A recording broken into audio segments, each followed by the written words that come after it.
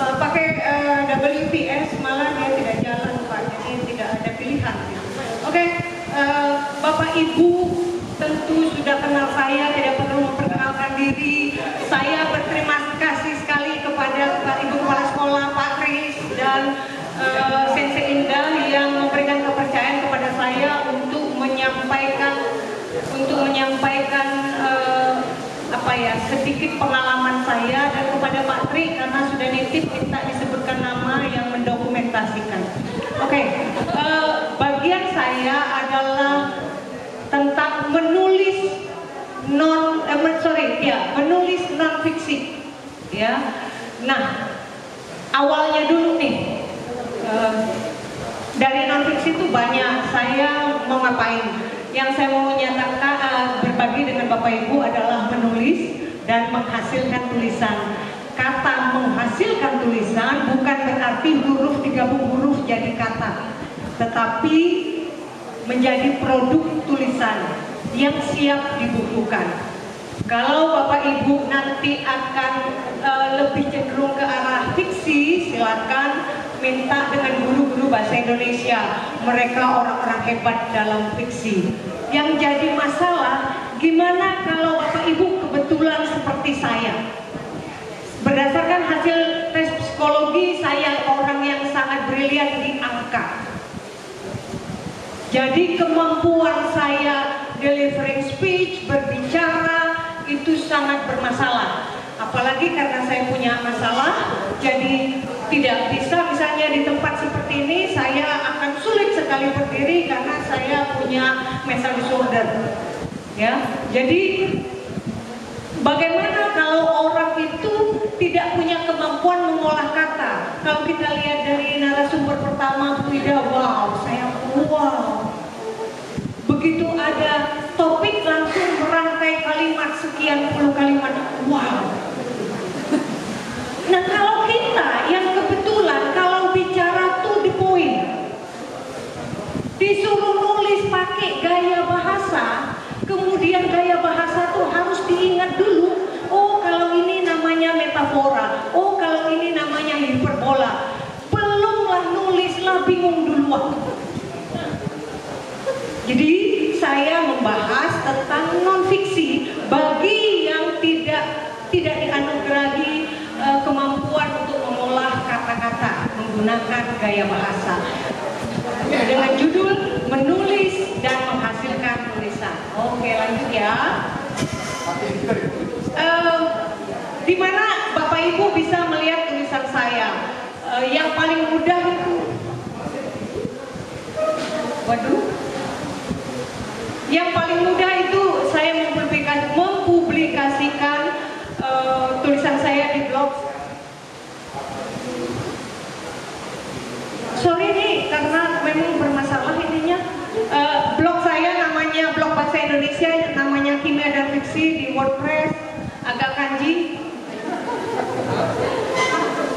Kemudian tadi udah minta tolong Pak Erhan untuk pakai laptop beliau aja sih sebenarnya. Nih sulit sekali.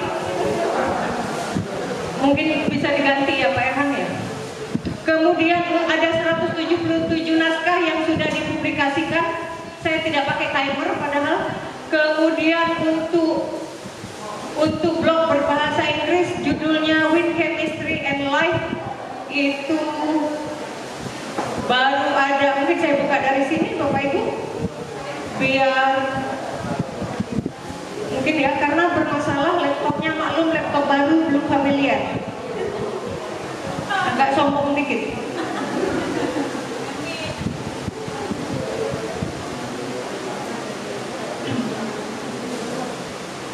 Oke, mudah-mudahan nggak apa-apa. Jangan takut nanti saya masukkan file ini di drive, ya, di drive yang terhubung dengan SMA 17. Jadi, nah ini bukti bahwa saya ini ya palsu. Oke, kalau mudah-mudahan tidak berubah.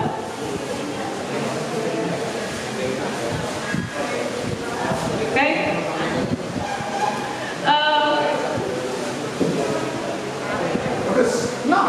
Oh, sama aja ya. Ibu Bapak bisa melihat tulisan saya di With Chemistry and Life itu agak pribadi, tapi ada beberapanya for adult only. Sorry ya. Kemudian kemudian ada di tapi ini berbayar, writings.com itu saya punya 5 skrip. Kalau dia yang di WordPress sama Blogspot itu nggak usah di slide aja ya, permintaan Pak Budi. Oke. Ini ya, sorry Bapak Ibu. Nih, kalau di ratings.com itu berbayar. Jadi kalau Bapak Ibu mau baca harus bayar, itu dalam bahasa Inggris. Setiap untuk yang kimia dan fiksi dan With Chemistry and Life itu panjang naskahnya 2-5, ada yang 7 halaman 4 tapi tidak banyak, tapi rata-rata 2-5 halaman. Untuk di ratings.com itu ada 5 skrip, 1 skrip itu panjangnya minimal 30 halaman, itu fiksi. Kemudian sayang sekali ratings.com itu sudah hilang, sudah dihentikan 2 bulan lalu setelah hampir 20 tahun kami di sana ya. Kemudian puisi saya maupun cerpen saya tidak sebaik narasumber yang pertama, Bu Ida, dalam hal fiksi, tetapi ini hanya menyatakan saya juga menulis fiksi tapi masih sedikit sekali. Cerpen atau puisi saya dimuat di berbagai media massa. Pertama sekali dipublikasikan cerpen puisi saya dan cerpen saya itu pada saat saya kelas 4 SD, masih kecil. Tapi karena sudah tahu uang, maka menulis gitu. Sebenarnya latar belakang karena ayah saya punya buku kumpulan puisi dan senang menggambar, karena secara teori ayah saya menguasai tentang menggambar. Saya sebagai anak yang paling dekat sama ayah iri, mau juga punya buku kumpulan puisi, karena itu saya menulis. Mau juga punya buku sketch, karena itu saya menggambar, melukis ya. Kemudian buku saya yang sudah diterbitkan ada 6. Waktu masih kecil hingga di SMK gitu, di awal-awal kuliah itu saya masih menggunakan nama asli, sehingga ada seorang pada saat ketemu di tempat publik itu ada seorang bapak-bapak, karena saya masih kecil kan, awal dari kuliah ada seorang bapak-bapak yang tanya, karena logat saya berbeda, jadi tanya asal saya dari mana. Begitu saya bilang Pulau Bangka. Oh, saya kenal, saya pernah membaca, kebetulan interview di satu majalah nasional, saya pernah membaca ada seorang penulis dari Bangka. Saya bilang, saya nggak kenal Pak, siapa namanya? Mungkin saya bisa cari tahu. Namanya Widya Grantina. That's me. Katanya gini, saya sudah kasih nama anak saya Widya Grantina, orang Palembang. Saya akhirnya menyesal kenapa saya memberi nama asli tidak menggunakan nama pena di karya-karya saya pada saat masih kecil. Sayangnya pada saat kami sekolah zaman dulu tidak ada pemberitahuan bahwa bisa menggunakan nama pena, ya. Dan yang diajarkan pada zaman kami dulu sekolah itu adalah sastra. Non fiksi itu tidak diajarkan, bagaimana membuat esai, disuruh membuat esai itu tidak ada. Tahu-taunya disuruh buat karya ilmiah kalau di sekolah saya. Kemudian draft fiksi sampai hari ini ada 2, saya masih ngutang. Jadi diminta untuk cepat, tapi saya tidak janji karena saya kan masih terapi, masih jalan ya. Tapi menulis itu menjadi salah satu terapi saya. Ada 2 draft fiksi masih jauh dari selesai, satunya baru 60-an halaman, satunya 80-an halaman. Saya maunya itu 100-an dan 250. Kemudian saya punya draft buku teks untuk IC, itu sebenarnya bukan drive karena sudah jadi, sudah diedit oleh dosen kimia Unsri, sudah siap cetak, tinggal buat cover bisa dibuat dalam waktu berapa jam saja oleh si adek ya, mudahlah itu. Yang jadi masalah untuk menerbitkan buku teks ini dana. Berikutnya yang saya bahas khusus untuk tulisan ilmiah populer. Ada banyak silakan Bapak Ibu tanyakan pada guru-guru bahasa Indonesia dan bahasa Inggris, mereka pakar-pakarnya kalau soal teori hal-hal seperti ini ya, atau bisa googling. Tetapi saya tidak membahas semuanya, saya hanya membahas mana yang kita mungkin lakukan. Ciri dari tulisan ilmiah populer adalah bahasanya baku atau denotatif. Tapi jangan salah, bahasa baku bukan berarti apakah kamu mau pergi sekarang. Itu bahasa kaku, bukan bahasa baku. Ya, untuk mengecek apakah kata yang kita pakai udah baku atau hal-hal lain yang berhubungan dengan itu, dengan kalimat baku, maka kita perginya ke PUED, zaman dulu PYD namanya, dan kita bisa pergi ke KBBI daring atau KBBI yang ada di sekolah, baik yang umum maupun yang KBBI populer ya. Kemudian tulisan ilmiah populer juga mengandung fakta dengan sumber yang jelas, bukan hoax.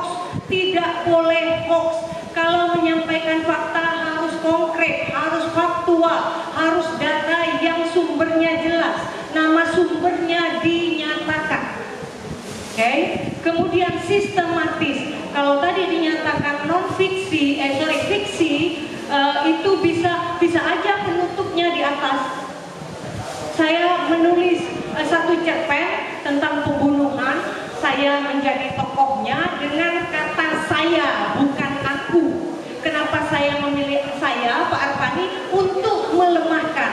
Karena saya antagonis, tapi saya antagonis, tapi saya membuat sebagai tokoh sentral yang protagonis. Maka saya menggunakan saya, bukan aku. Karena kalau aku lebih keluar keakuan saya, ya pada salah satu cerpen saya. Nah, saya menulis awalnya, pendahuluannya, pembukanya adalah orangnya udah mati, korbannya udah mati. Padahal itu harusnya terakhir. Itu fiksi. Tetapi kalau untuk tulisan ilmiah populer harus sistematis. Pendahuluan atau pembuka, kemudian isi, penutup. Nggak boleh penutup, pendahuluan, isi. Nggak boleh pendahuluan, isi, dan selesai. Nggak boleh. Jadi tiga-tiganya harus ada, harus tercantum di dalam karya ilmiah kita, tetapi tidak dinyatakan dengan jelas. Ini pembukaan loh, ini isi loh, ini penutup, enggak. Jadi semuanya mengalir, tetapi ada batas bahwa ini pembuka, ini isi, ini penutup. Kemudian penutupnya itu digunakan untuk menguatkan. Misal kita menggunakan karya ilmiah populer berbentuk esai yang ada esainya ada tujuan tertentu, maka pada penutupnya kita gunakan untuk menjelaskan tujuan itu. Ya. Kemudian jenis-jenisnya yang kita lihat itu ada banyak sekali jenis karya tulisan ilmiah populer, tetapi saya hanya mengambil 4 ini. Misalnya tajuk rencana. Tajuk rencana rasanya kita tidak mungkin menuliskan karena kita bukan bagian dari redaksi penerbitan, ya. Kemudian ada news atau reportase. Reportase juga tidak mungkin karena kita bukan orang jurnalistik. Boro-boro mau tulis reportase, kebayang bahwa bisa nulis satu tulisan ilmiah aja jadilah, gitu ya. Jadi kita mau bahas 4 aja. Esai, resensi, opini, dan feature. Saya urut 4 ini berdasarkan pendapat saya bahwa yang paling sulit saya utarakan duluan, yang paling mudah saya utarakan belakangan. Ya, mudah-mudahan ibu bapak sependapat bahwa esai memang sulit. Oke, esai. Kalau lihat KBBI, saya kebetulan melihatnya di KBBI daring karena tidak pergi ke perpustakaan ya, karena pandemi ini. Karangan prosa yang membahas suatu masalah secara sepintas lalu dari sudut pandang pribadi penulisnya. Tapi jangan salah, karena dia karya ilmiah populer, maka datanya harus akurat, harus konkret. Ya, datanya harus benar. Nggak bisa mentang-mentang ini pendapat saya, suka-suka dong. Misalnya, Pulau Sumatera adalah pulau terbesar di dunia. Faktanya hoax, tidak bisa dituliskan seperti itu. Kemudian Kita lihat sistematikanya. Pada pendahuluan yang dituliskan adalah latar belakang. Tadi ada tema, ada topik. Jadi gini, tema itu bodoh-bodohan ingetnya ya. Tema itu besar luas. Topik itu kecil, bagian yang kita mau jelaskan di tulisan kita, ya. Pada pendahuluan latar belakang, kenapa kita mau menulis tentang ini, tentang topik ini? Misalnya temanya air. Kenapa kita mau bicara tentang pencemaran air? Pencemaran air masih belum spesifik. Kenapa kita mau bicara tentang pencemaran air disebabkan oleh ulah manusia? Nah, itu topik. Jadi kita jelaskan di latar belakang. Kemudian isi. Pada isi itu bisa isinya argumen, bisa data, fakta. Ingat tadi harus konkret, detail, disebutkan sumbernya. Kemudian penutup digunakan kesimpulan. Pada esai kesimpulannya kalau dalam bahasa Inggris namanya summary, bukan conclusion, ya. Jadi meramu sedikit-sedikit dari isi dan pendahuluan dimasukkan ke dalam penutup, baru dikuatkan oleh penutup. Nah, itu summary ya Pak Aspandi ya. Mudah-mudahan nggak salah saya. Jadi bukan conclusion. Kemudian ada tujuannya. Tujuannya banyak tergantung jenis esainya. Di sini ada tujuannya untuk menginformasikan, memberi informasi, kita menyampaikannya deskriptif biasanya, kemudian meyakinkan pembaca, kemudian bisa jadi mengajak pembaca, bahkan bisa jadi memprovokasi pembaca. Banyak sekali tulisan-tulisan yang berlaga esai atau berlaga karya ilmiah populer, tetapi isinya hoax beredar di sosial media. Ya, contohnya, ini bukan judul ya. Jadi ini adalah hal-hal yang mungkin bisa kita tulis. Misal, modifikasi suatu model atau suatu metode atau suatu teknik pembelajaran untuk penguatan literasi siswa. Kemudian meramu media daring, meramu berarti menggabungkan, ya, kemudian mendeskripsikan kelemahan kelebihannya gitu. Meramu media daring untuk peningkatan proses PJJ atau vaksin untuk pembentukan herd immunity atau pengaruh pandemik terhadap kehidupan sosial. Kalau Bapak Ibu lihat di contoh ini, jelas bahwa esai itu sejalan dengan isu terkini. Jadi tidak tentang yang lalu, gitu. Kecenderungannya seperti itu, ya. Terus kita lihat resensi. Siapa tahu udah jalan ya, karena kecil ya, kasihan Bapak Ibu.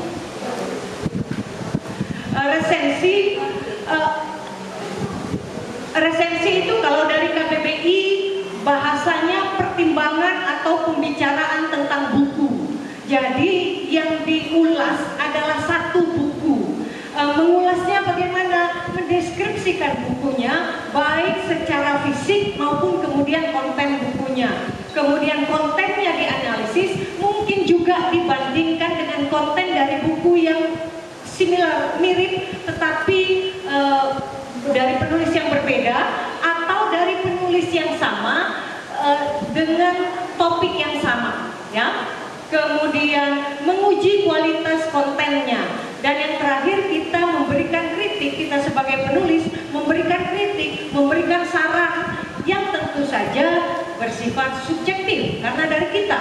Maka pada satu resensi kan tujuannya mengajak orang membaca, membandingkan, menyatakan kualitas bukunya. Jadi bisa jadi buku A itu resensinya bagus sekali oleh penulis A, tetapi mungkin menurut saya kualitasnya kurang bagus atau kritik saya banyak sekali. Itu contohnya ya. Contoh-contoh resensi bisa pergi ke Bugem. Di resensi siswa ada di perpustakaan. Tadi tanya Patri, katanya kalau dulu namanya perpustakaan Widya Grantina Pak ya? Bukan, Widya Graha maksudnya ya. Kalau sekarang namanya perpustakaan SMA Plus Negeri 17 Palembang. Kemudian ada contoh, ini judul Sinopsis Tetralogi Pulau Buru karya Pramudia Anantatur. Pramudia Anantatur adalah salah satu penulis favorit saya. maka saya ambil contoh karya beliau. Mohon maaf kalau yang tidak suka ya. Ini ditulis oleh tim CNN Indonesia tentang tulisan Pramudia Anantatur berjudul Anak Semua Bangsa. Kemudian yang kedua, ini terjemahan. Dari pohon-pohon yang menjulang hingga hal-hal kecil, novel ini memiliki semuanya. Meskipun ini membahas tentang novel, tapi dia kan resensi, jadi dia karya non-fiksi. Ini ditulis oleh John McMurtry dari New York Times, kemudian judulnya dari buku C.S. Davidson, judulnya Damnation Spring. Kemudian opini kalau dari KBBI itu artinya pendapat, pikiran, pendirian. Opiniku, udah biasa kita bicara opini, udah ngerti lah. Cuma pada saat dia dituangkan dalam bentuk tulisan, maka opini itu umumnya ditulis oleh orang yang benar-benar menguasai hal itu, paling tidak berhubungan dengan hal itu. Misalnya yang menulis pendidikan adalah guru, tokoh pendidikan, pemerhati pendidikan, hal-hal yang seperti itu ya. Terdapat argumentasi untuk menguatkan pendapat penulis supaya pembaca itu menyetujui apa yang dinyatakan oleh penulis. Kemudian penggunaan kata sesuai konteks keilmuan, terutama sekali ini kalau opini ini dipublikasikan di media yang kalangan terbatas. Misalnya guru mempublikasikannya di media dinas provinsi, media pendidikan, dinas pendidikan provinsi, atau dokter yang mempublikasikan di majalah kedokteran, atau orang hukum ya yang menuliskan di majalah hukum. Nah, konteks keilmuannya mungkin akan lebih banyak dibandingkan kalau dipublikasikan secara publik ya. Kemudian mengulas tentang topik atau isu terkini. Jadi opini itu tidak menulis masa lalu. Pilpres 2019 masih ditulis sekarang, tidak akan ada opini. Tidak akan ada tulisan opini tentang Pilpres 2019, fakta Pilpres 2019, keadaan Pilpres 2019, tidak mungkin. Tetapi karena kita menjelang Pilpres 2024, bisa jadi pengalaman Pilpres 2019 diulas dalam suatu opini ya. Ini contohnya. Nurka N. Masardi, dia adalah penulis kondang. Dia menulis pada saat budayawan Ayub Rosidi itu meninggal dunia. Tulisannya berjudul Ayub, Jenius pada zamannya, pada zamanku, dan pada zaman. Jadi tulisannya dituliskan pada saat budayawan Ayub Rosidi meninggal dunia. Berikutnya, Radar Pancadahana ini adalah pelaku teater, dia juga sastrawan almarhum, dia juga jurnalis, jadi wartawan. Dia menuliskan ini judul Sakratul Maut Seni Budaya. Wajar dong karena dia pelaku seni budaya, orang teater ya. Kemudian Siti Aminah Aziz ini adalah dosen agama Islam untuk UIN Parepare, Sulawesi Selatan ya. Judulnya Perspektif Nilai-nilai Budaya Lokal dan Hubungannya dengan Agama. Wajar dong karena memang beliau mengerti tentang topik yang ditulis. Kita lanjut. Nah, sekarang feature. Jangan salahkan saya menulis feature bukan fitur. Bahasa Inggris feature ada dua. Diterjemahkan dalam bahasa Indonesia fitur yang artinya bagian yang berbeda yang kita kenal dengan fitur di gadget ya, fitur di komputer dan seterusnya. Tetapi ada juga feature yang tidak diterjemahkan. Ini murni bahasa Inggris dan dibaca tidak feature. Tapi kalau Bapak Ibu tanya, kenapa bacanya tidak feature padahal guru bahasa Indonesia selalu berargumentasi baca sesuai tulisan. Nah, silakan Bapak Ibu tanyakan kembali kepada guru bahasa Indonesia karena secara teori saya sangat lemah ya.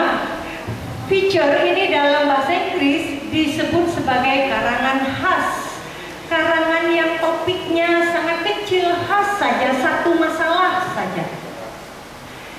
Gaya penulisannya bercerita. Tadi ada pertanyaan, kalau tidak salah dari Bu Resda, bertanya dengan Jakarta Undercover. Kebetulan saya sudah membaca pada saat usia saya masih muda, masih cantik-cantiknya. Jadi saya mengerti penulisan itu. Kalau tidak salah itu Muhammad MK yang nulis ya. Itu tentang sisi gelap Jakarta, termasuk sexual activities, pelacuran, hal-hal seperti itu. Kalau kita baca, apalagi kalau kita dari dusun, orang seperti saya yang berasal dari pulau kecil yang hanya kenal pantai dan laut, membaca Jakarta Undercover seolah-olah besok udah kiamat. Karena ngeri sekali. Sepertinya setiap orang itu yang ada di pikirannya seks, seks, seks. Padahal ketemu dengan teman, ngumpul dengan sesama laki-laki, cowok ada 10, saya sendiri perempuan, nggak ada tuh yang mikirin ke sana. Jadi sepertinya kurang cocok ya untuk orang-orang dusun kayak saya. Kemudian gaya penulisannya bercerita itu maksudnya storytelling ya. Jadi opini dan feature itu biasa menggunakan kata ganti orang ke 1, 2, 3 biasa ya. Kalau opini lebih cenderung menggunakan kata ganti orang ke 1 walaupun jarang gitu ya. Tetapi kalau esai itu hampir sedikit ditabuhkan. Jadi kalau nggak kepepet banget, jangan pakai kata ganti orang. Mudah-mudahan begitu ya Bu Amelia. Kemudian menonjolkan unsur hiburan dibandingkan pengetahuannya. Tapi jangan lupa, karena feature juga termasuk karya ilmiah populer, maka walaupun menonjolkan hiburan tujuannya buat entertain, tapi datanya harus faktual. Datanya harus data beneran, bukan dibuat-buat. Kemudian menonjolkan bagian atau sudut tertentu yang dipandang satu hal kecil tetapi dikupas secara mendalam. Informasi yang diberikan sangat dalam karena dipandang dari berbagai sumber dan dari berbagai sudut.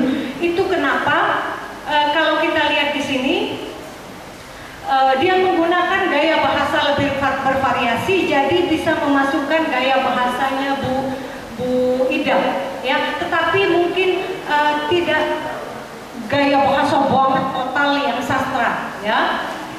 Kemudian topik temanya lebih fleksibel. Kemudian karena gaya bahasanya tadi, maka dia menggugah reaksi dan perasaan atau emosi lebih mudah dibandingkan kalau kita membaca esai atau kita membaca opini. Jadi feature lebih menggugah perasaan. Kemudian ruang lingkupnya lebih beragam, apapun bisa. Dan konten ini yang penting, konten tidak terhalang rentang waktu. Kita mau menulis tentang Pilpres 2019, pada saat ini versi feature bisa ya. Oke, kita lanjut. Mudah-mudahan saya ngomongnya tidak terlalu cepat karena siswa-siswa suka komplain, bisa nggak ngomongnya dikurangi dari 250 km per jam, terlalu cepat katanya. Mudah-mudahan bisa. Sekali lagi ini akan saya sharing filenya, jadi tidak perlu dicatat. Tapi kalau ada yang mau ditanyakan silakan. Ini contoh nyatanya. Jadi bagaimana sih esai, bagaimana sih feature kalimatnya, contoh esai. Saya nyatakan yang bagian pentingnya dengan suara agak keras. Jangan ibu bapak mengira saya menekan kata itu karena saya marah sama ibu bapak ya. Anak-anak pengungsi mengantri makanan sambil terus menangis. Sedangkan feature, bocah-bocah pengungsi berbaris teratur untuk mengambil jatah makanan sambil meneteskan air mata tanpa henti. Ada penggunaan gaya bahasa di feature dan itu bagus ya, menggugah perasaan. Netes, padahal meneteskan air mata sama aja menangis ya. Berbaris teratur untuk mengambil jatah makanan sama aja mengantri. Tapi begitu sudah sudah diganti kalimatnya, feature-nya menjadi menggugah perasaan, menggugah emosi. Kebayang kita sekian puluh panjang anak-anak berbaris cuma mau ngantri makanan buat hari itu dan sambil nangis. Nggak anti nangis itu kadang-kadang bisa kelihatan, bisa nggak di dalam, bisa di luar. Tapi kalau sudah dibilang meneteskan air mata, nangis itulah. Ya, perbedaan antara opini dan feature. Biar Bapak Ibu ada gambaran. Ya, opini ini diambil dari tulisannya tadi almarhum Radar Pancadahana. Judulnya Sakratul Maut Seni Budaya. Salah satu kalimatnya menuliskan begini. Zaman SBY berarti Susilo Bambang Yudhoyono ya. Zaman SBY setelah kritik keras saya, ada peningkatan anggaran kebudayaan bla bla bla panjang. Dia menggunakan kata saya. Kemudian pada feature, jadi tadi saya bilang bahwa penggunaan kata ganti orang pertama tunggal itu lebih umum di opini, ya. Di feature, ini diambil dari tulisannya tim redaksi Kicau News berjudul Menjual Suling dan Lestarikan Budaya Sunda. Yang unik dari Fandi, ia tak segan mengajarkan calon pembelinya cara memainkan suling. Saya kasih italic, huruf italic pada kata iya karena banyak dari siswa-siswa bimbingan saya itu tidak tahu kapan menggunakan kata dia dan iya. Nah, sekedar mengingatkan, saya yakin Bapak Ibu tahu, sekedar mengingatkan pentingnya perbedaan kata dia dan iya. Dia itu untuk manusia, iya itu untuk manusia dan selain manusia.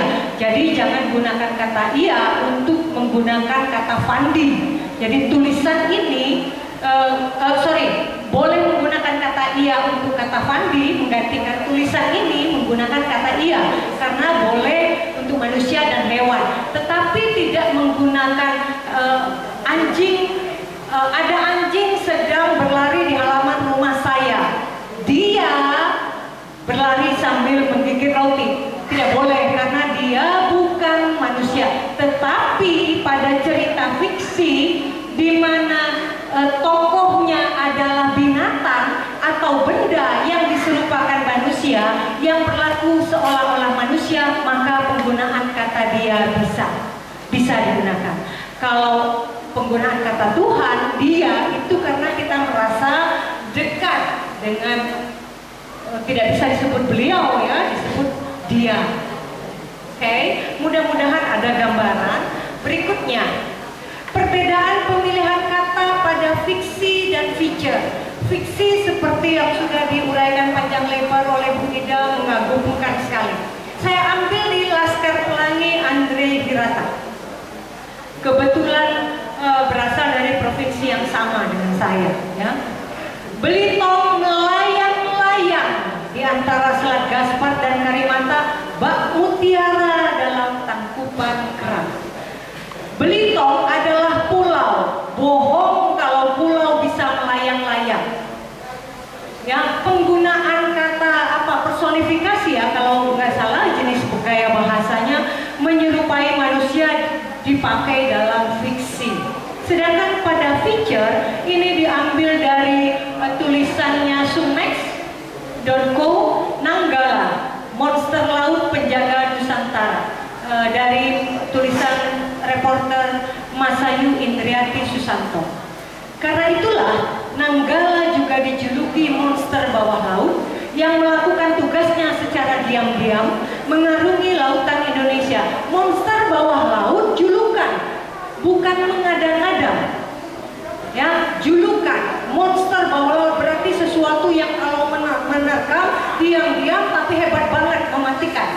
Kemudian melakukan tugasnya secara diam-diam karena tidak pernah ada siren di bawah laut. Kami mau nyerang, tidak pernah. Ya, jadi feature walaupun menggunakan gaya bahasa, tetapi faktual. Berikut jenis-jenisnya. Wow. tidak saya tuliskan karena feature adalah tulisan yang terus berkembang sampai hari ini.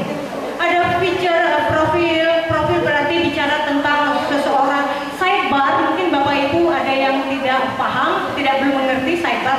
Sidebar itu gini, misalnya ada news reportase tentang pemboman di Polda Metro Jaya. Kemudian pengebomnya diulas dalam tulisan kecil. Dia sekolah di mana, atau ditulis tentang bomnya diulas. Oh, bom itu dirakit seperti ini, dibuatnya pakai panci sehingga dikenal dengan nama bom panci dan seterusnya dan lain-lain dan sebagainya. Nah, tulisan kecil itu disebut sidebar, ya. Kemudian feature human interest banyak sekali bertebaran. Feature human interest jadi tentang hal-hal yang menggugah perasaan. Kemudian sejarah how to adalah bagaimana membuat, contohnya bagaimana memasak kangkung, cah kangkung dari berbagai negara, ya, itu feature how to. Tips sains populer biasa, ya, tentang sains yang populer yang nggak berat-berat amat. Tips atau petunjuk, misalnya bagaimana cara terbaik memasak kangkung versi Palembang, gitu, ya, cah kangkung versi Palembang, atau bagaimana memasak omelet padahal sama dengan telur goreng, gitu, ya, telur dadar, ya, gitu, ya. Nah, contohnya ini bukan judul, ya. Kalau tadi judul, ini bukan judul. Contoh yang bisa ditulis contoh saja. Berarti ada banyak materi di luar sana.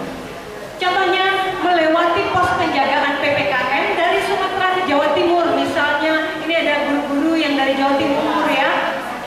Kemudian menikmati kuliner khas Sunda di Bandung. Ini kita ke tempat Pak Tiar, misalnya ke tempat Pak Riz, ya. Eksplorasi wisata alam di Bantul, misalnya mau ke tempat Pak Yudi, kangen kan? Petani urban dan kebun hidroponik di kota Palembang, kita mau membahasnya di sini. Misalnya kayak Pak Utni kan biasa membahas tentang dagangan, sekarang tentang petani urban. Terus kita lanjut, manfaat menulis. Apa manfaat menulis? Bagi saya pribadi adalah saya menghilangkan rasa iri dari orang tua saya. Rasa iri kepada ayah saya, iri pingin punya buku, pingin punya kumpulan cerpen, iri akhirnya saya juga punya. Yang pasti pada kebanyakan dari kita, umumnya dari kita adalah menambah pengetahuan, mencegah kepikunan, sehingga orang-orang yang menulis itu jarang sekali ditemukan pikun. Bahkan di usia 98 tahun masih bisa mengingat dengan jelas buku yang ditulisnya, ya. Membantu kesehatan batin, saya termasuk yang terapinya adalah berdasarkan psikiater. Saya harus menulis, terus menulis, ya, keep writing. Membentuk karakter termasuk saya melakukannya lewat menulis. Kemudian menambah pemasukan, saya juga melakukannya. Penting itu, salah satu yang penting adalah pemasukan. Kemudian kunci menulis yang membuat kita mungkin untuk menulis dan mungkin untuk menghasilkan tulisan. Sekali lagi, kalau dibilang tulisan bukan merangkai huruf, bukan merangkai kata jadi kalimat, tapi sudah jadi produk tulisan, ya. Kuncinya pertama, yang paling mudah adalah topik atau tema. Tadi topik sama tema sudah tahu. Topik atau tema itu kita kuasai dulu. Jadi kalau Pak Yudi mau nulis, lebih baik jangan menulis tentang kimia, biar saya aja yang nulis kimia, ya. Lebih baik menulis tentang agama, ya, bagian agama, karena akan lebih mudah. Kesalahan, karena ingat tadi datanya detil, konkret. Jadi jangan sampai salah. Kalimatnya harus kita pahami. Jadi apa yang mau kita sampaikan harus kita pahami dulu. Kalau kita nggak paham, maka pembaca akan sangat bingung. Ya, itu harus dipahami. Tetapi bahwa materi yang kita tulis bukanlah sesuatu yang kita pahami sampai jelimet, tidak ada masalah. Itulah tujuannya kita menulis, sehingga kita bisa membaca, mencari informasi, ya. Kemudian kunci menulis supaya dapat menjadi tulisan adalah menulis. Kemudian apa? Menulis dan menulis. Jadi kalau Bapak Ibu lagi ada masalah keuangan alias buntu kantong model Pak Yuswan sering sekali, maka menulislah. Ya, kalau Bapak Ibu kemudian ada masalah seperti saya, keluarga saya meninggal berurutan, teman-teman saya meninggal berurutan dalam selang jam, dan satu-satunya yang bisa saya lakukan karena saya tidak bisa menjenguk mereka di masa pandemi ini, tidak bisa pergi melayat ke rumah mereka, tidak bisa melewati bandara karena saya tidak lolos tes panas badan gitu. Sudah tes negatif tapi di bandara tidak boleh berangkat. Akhirnya yang saya bisa lakukan hanya menulis supaya beban batin hilang. Ya, jadi kalau nanti saya tuh nggak suka menulis, saya senangnya ngegosip. Nah, gosipnya tuh ditulis. Ya, saya itu penikmat, pembaca novel tun. Nah, waktu membaca ada hal yang tidak suka ya Bu Rahmia. Nah, itu yang ditulis. Karena kita tidak sedang menulis fiksi, kita menulis bagian ini saya nggak suka. Nah, itu ditulis. Ya, jadi menulis aja. Kemudian produk tulisan kita nanti gimana? Ibu bapak jangan bingung. Ini esai, apa opini, apa resensi? Resensi mah jelas beda ya. Apa feature? Jangan bingung. Produk kita nanti adalah tulisan. Ya, tulisan. Mau apapun jenisnya itu urusan orang teori. Jadi produk kita gaduh-gaduh. Mau tulisannya feature tapi ada opini, esai tapi pakai saya, nggak apa-apa. Yang penting jadi tulisan, ya. Berikutnya bagaimana mencari ide, penting sekali. Oke, udah tahu nih tema, udah tahu topik yang mau ditulis. Idenya nyarinya di mana? Ide itu dimanapun ada, dimanapun, bahkan di diri kita, di seluruh panca indera kita. Yang jadi masalah, ide itu sering sekali masih terkunci. Cuma kalau kita punya anak kuncinya, gembok sebesar apapun, sebanyak apapun, ya bisa kita buka. Jadi kita buka ide, pasang mata, pasang telinga. Oh, ini nih yang saya mau tulis, ya. Oke, kita lihat lokasi atau sumber idenya di mana saja. Di mana saja. Semua bisa. Dari diri kita sendiri, dari keluarga, lingkungan keluarga kecil, nuclear family, lingkungan keluarga besar, big family, lingkungan keluarga super besar, jumbo family, keluarga SMA 17, jumbo family, mulai. Kemudian dari mana? Dari rumah. Ingat, rumah itu bukan cuma satu bangunan. Di dalamnya ada dapur, ada tempat tidur, ada di dalam tempat tidur aja ada kasur, ada orang yang suka berantem kalau tengah malam di dalamnya. Nah, itu kita bisa tuliskan. Kita bisa jadi kecil-kecil, ya. Bisa juga dari jalan atau area sekitarnya, dari bangunan apapun, bahkan dari pekerjaan kita. Contohnya di ruangan kelas, mau ada siswa, mau nggak ada siswa.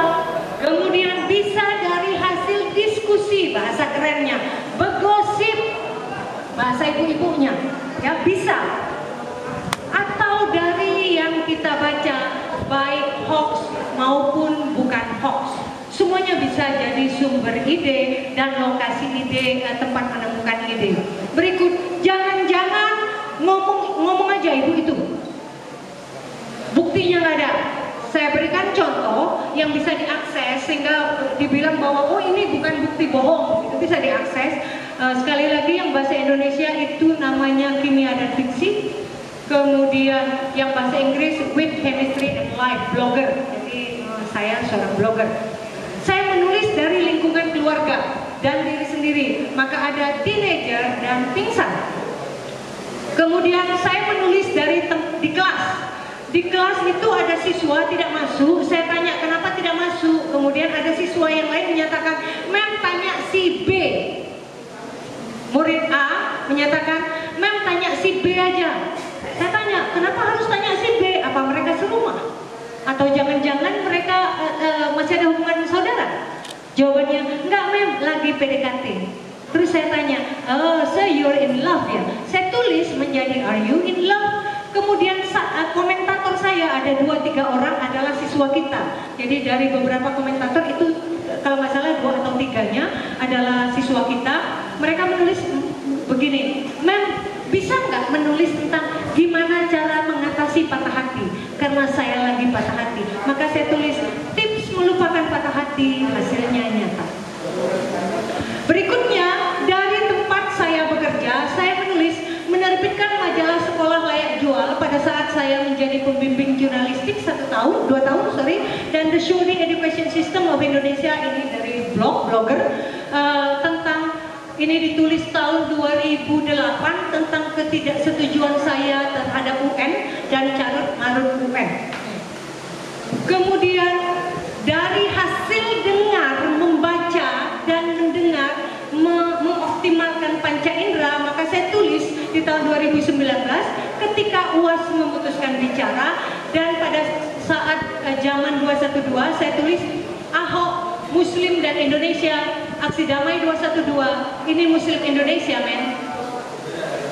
Berikutnya saya menulis hasil dengar-dengar pembicaraan teman-teman, ngobrol-ngobrol dengan ibu-ibu di 17 dan teman-teman di luar. Saya menulis di antara lain, wanita-wanita lah yang mendorong suami berpoligami. Jangan Anda tanya berapa puluh kali komentar yang menyerang saya. Kemudian pria Indonesia payah. Mohon maaf, saya tidak menulis tentang bapak-bapak karena bapak-bapak adalah pria Palembang. Berikutnya, saya menulis pada saat itu saya bermasalah dengan pernafasan sehingga di rumah harus ditutup dengan kain basah dari bawah sampai ke atas gitu ya. Sulit sekali gitu.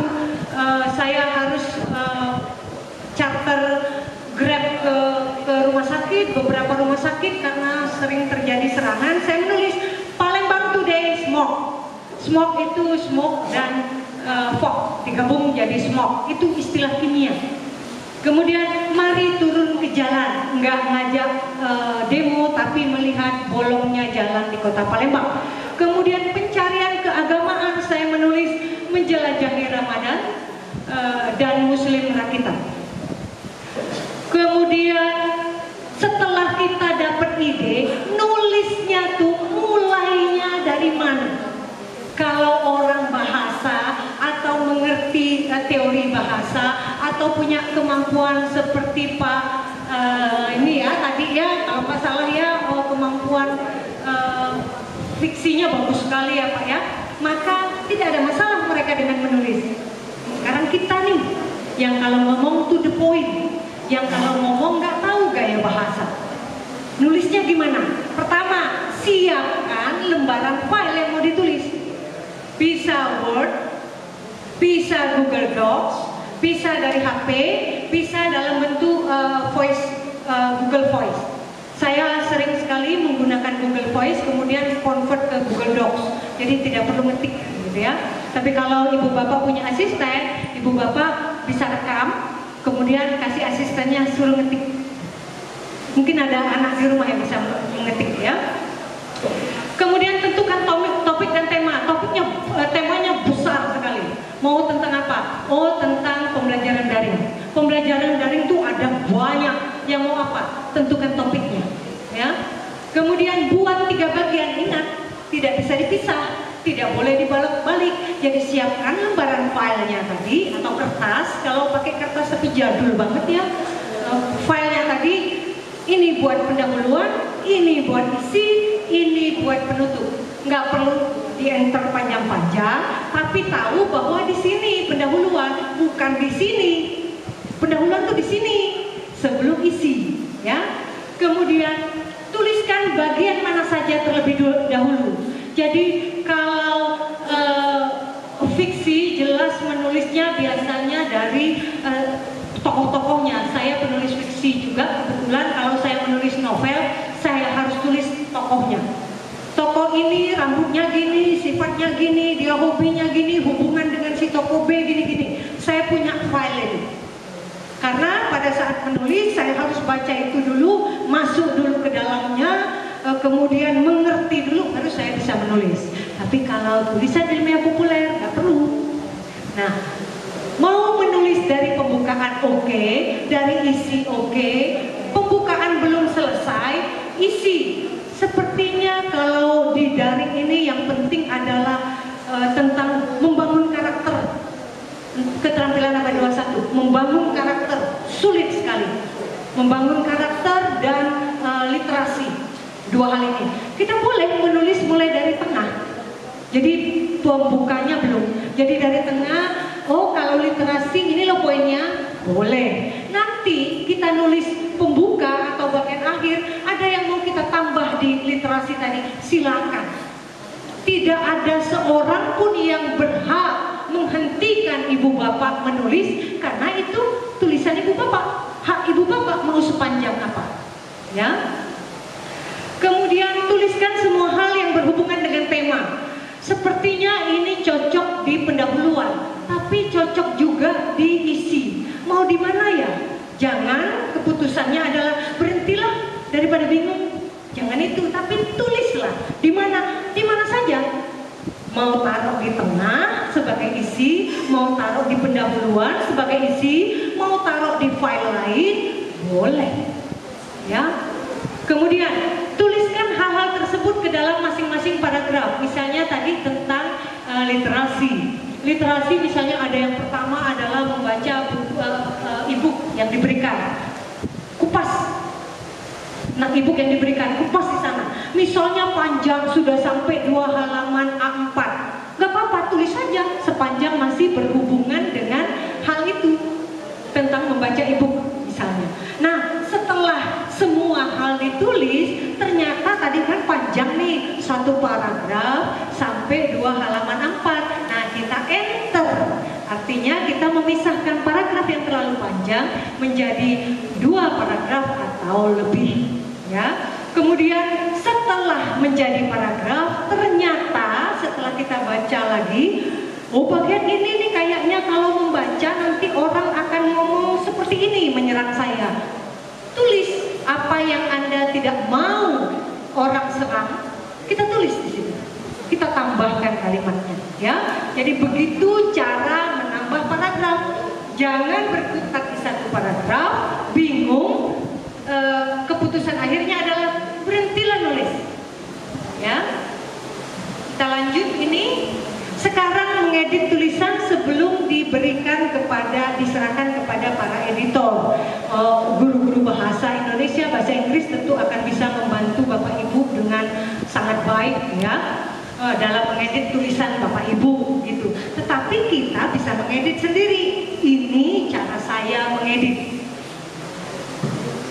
Yang pertama, mengedit keseluruhan tulisan ilmiah populer tadi. Apakah paragraf ini pada saat kita baca paragraf ini berhubungan dengan tema, dengan topik yang sudah kita ambil? Kalau enggak, buang. Tapi saya nulisnya udah capek, keringet dingin, dapat 1 paragraf, simpen di file lain, tapi buang dari file karya tulis non-fiksi yang ini, gitu ya. Apakah kalimat ini, kita membaca 1 kalimat berhubungan dengan isi 1 paragraf ini? Kalau enggak, buang. Sekali lagi, kalau kita merasa udah berdarah-darah menghasilkan 1 kalimat itu, simpan di tempat lain. Kemudian, apakah kata ini baku? Apakah penulisannya disambung atau dipisah? Apakah penggunaan huruf dan tanda baca sudah tepat? Pergi ke PUEB, bisa di download secara online, ya, di PUEB online, dan pergi ke KBBI, ya. Kemudian mengedit per paragraf, mengedit per bagian. Per bagian berarti pendahuluan, pembukaan, kemudian mengedit isinya, mengedit penutupnya, ya.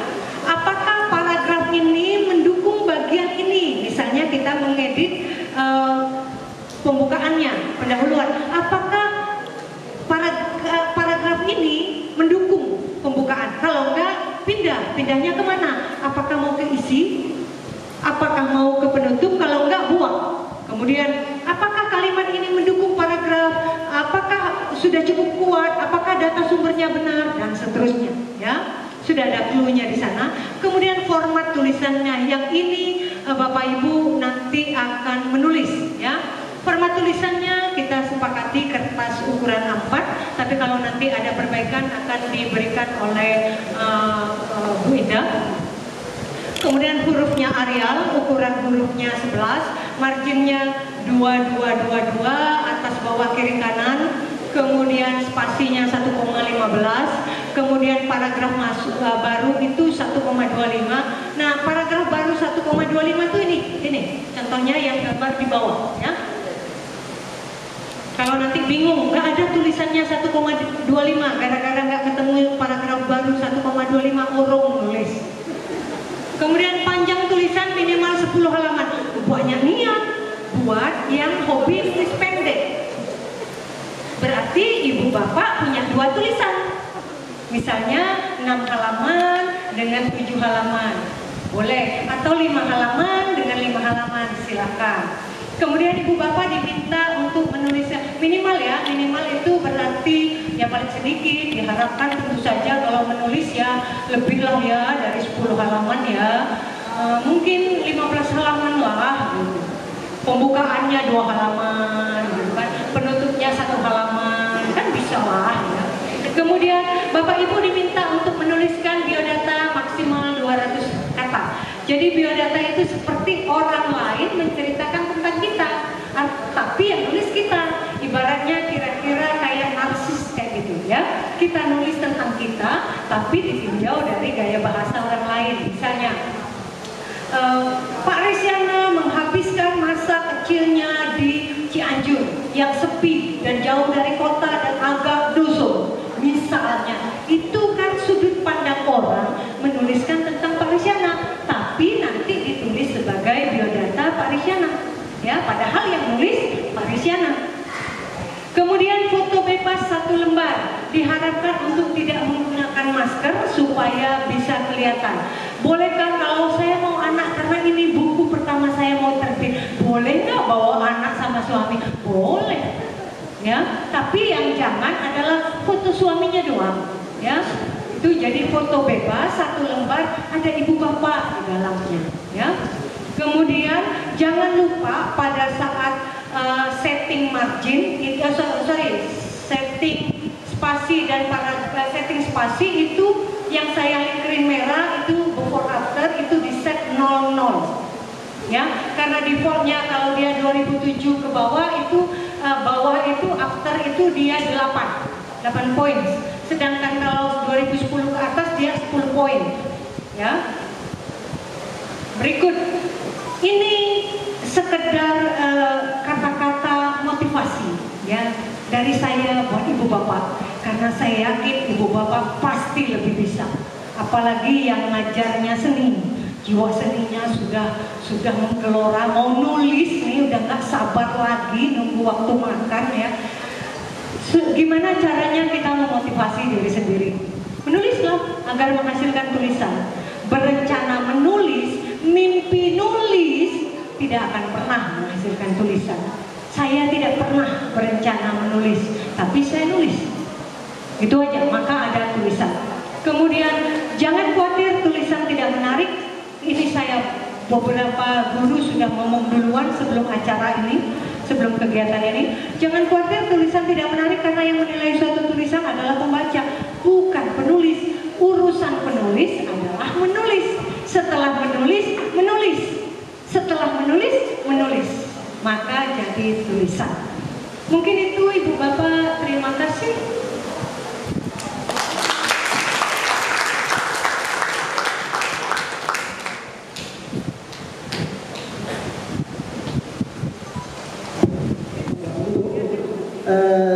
Saya menjadi berusaha untuk lebih akrab dengan ibu atau dengan Menwid berkaitan dengan penulisan ini, yang mana kita setiap manusia itu selalu menginspirasi bagaimana untuk bisa menulis. Dan hanya saja kendalanya kita bagaimana bisa menjadi tulisan itu menjadi hasil produk gitu kan. Bisa dilihat orang, bisa dimanfaatkan. Nah di sini Bu, mohon maaf, ini sekedar mohon pencerahan komentar dari Ibu. Kalau saya belum pernah apa yang Ibu harapkan itu bisa menulis lebih dari 15 halaman yang bisa diekspos, kecuali kalau kita tugas akhir di kuliah gitu kan, atau kuliah lainnya. Yang saya tanyakan di sini Bu, saya tuh kalau mendapatkan amanah menjalankan khutbah Jumat, khotib itu saya selalu menulis naskah khutbah, tapi ya 6 halaman seperti itu. Karena kebiasaan saya itu supaya apa yang kita sampaikan itu tidak meluas, beda dengan kalau kita ceramah seperti itu. Makanya saya sebelum mengisi khutbah itu selalu membuat naskah khutbah, dan naskah khutbah saya itu mohon maaf bukan ekspos saja, hanya untuk sekedar ini ada kalau sekitar 60 judul khutbah. Nah tapi ya itu tadi maksimal 6 halaman, saya buat durasinya sekitar 15 menit. Nah sekarang yang menjadi pertanyaan saya, bagaimana Bu supaya sebelum saya menanyakan itu berikutnya, bagaimana apakah masuk di dalam kategori yang Ibu sampaikan, esai, resensi, opini atau muncul tadi seperti itu? Karena saya hanya men-share naskah saya itu ke grup teman-teman saya di UIN gitu kan. Jadi kadang teman berbagi, kita juga minta bagi share dengan naskah khutbah tersebut.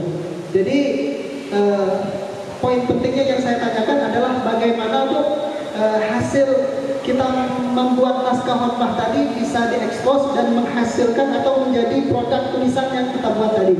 Terima kasih. Wassalamualaikum warahmatullahi wabarakatuh. Masih ada yang ditanyakan? Silakan Bapak Ibu jika ada yang ditanyakan. Ya, Pak Al. Assalamualaikum warahmatullahi wabarakatuh. Terima kasih kembali atas kesempatannya. Sangat menarik benar dikatakan Bapak tadi. Saya makin akrab juga sama Bu Media, karena dalam sistematis tulisan sangat menggiurkan gitu. Apalagi dalam tulisan karya-karya ilmunya. Saya juga menulis di WordPress Bu. Cuman pernah saya menulis mungkin agak lucu atau bisa dikategorikan unik atau bagaimana itu sebutkannya. Terkadang kan ada kita referensi dari suatu isi karya ilmiah tersebut dari beberapa buku-buku gitu ya. Tetapi saya menuliskannya referensi itu. Mohon maaf Pak, saya ini mungkin karena Bapak lumayan baru di sini ya, kalau yang lama mungkin udah paham. Saya ini cuma satu kuping yang bisa mendengar. Oke. Jadi saya pernah menulis ada suatu referensi, tapi referensi di daftar pustaka itu jadi saya letakkan di atas. Gitu loh. Saya ada tulisan etnomusikologi, untuk apa sih saya nulis di WordPress? Mungkin itu jadi suatu hal saya bertanya-tanya pada diri saya, ini tulisan macam apa sih gitu. Nah kira-kira seperti itu. Jadi saya tulis saran wajib dibaca dan referensi yang diduga. Saya tulis cantumkan karya-karya dari buku yang membahas tentang etnomusikologi. Baru saya membicarakan tentang apa ide saya yang ingin menulis itu Bu. Saya bingung meletakkan karya ini lebih kepada karya apa gitu Bu. Itu yang pertama juga. Terima kasih Bu untuk semangat dalam hal menulisnya. Saya makin tertantang karena sudah hampir 2 tahun saya tidak menulis lagi, sangat menyayangkan.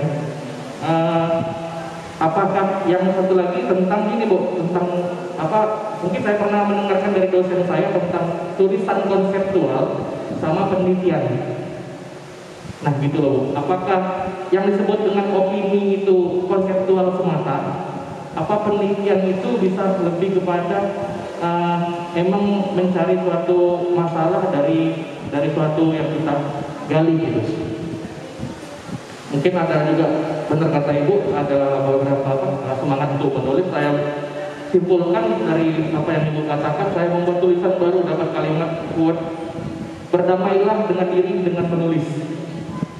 Sangat mengagumkan, itu yang saya dapatkan. Juga saya mendapatkan ide, lebih baik menjadi guru atau dosen yang menulis jelek daripada menjadi guru atau dosen yang tidak menulis.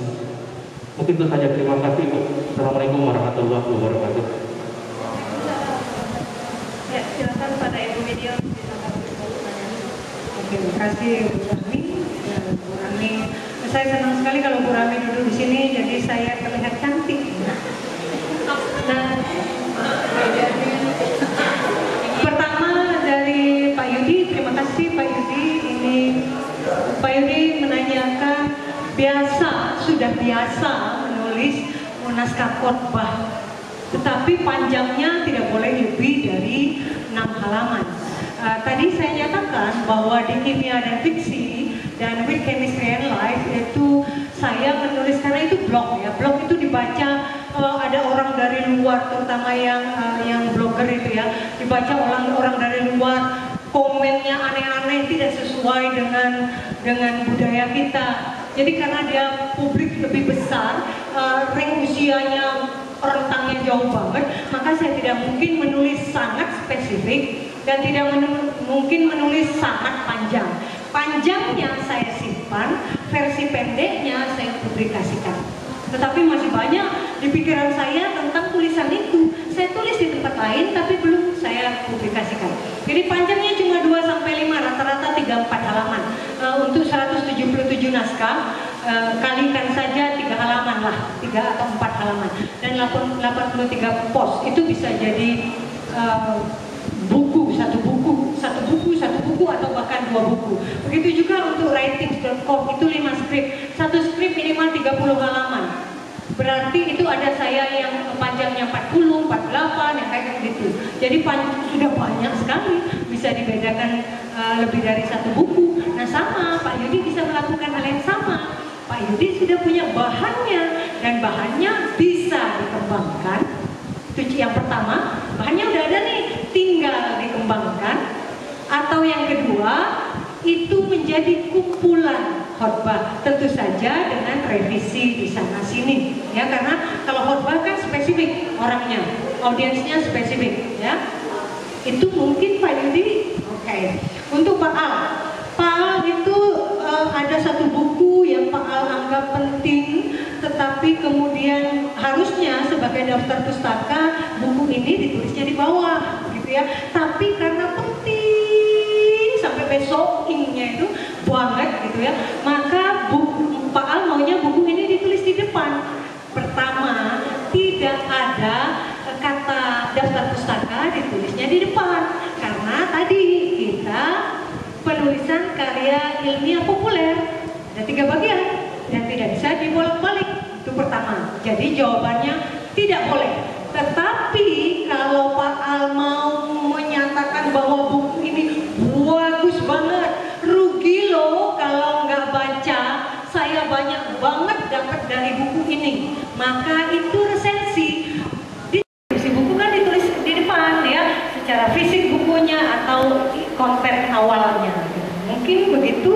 Kemudian untuk tulisan konseptual dan penelitian, mohon maaf, saya bukan orang bahasa Indonesia, saya belum pernah ikut kursus penulisan dan mungkin belum tertarik karena saya takut, saya malah takut menulis kalau ikut orang-orang yang hebat ya.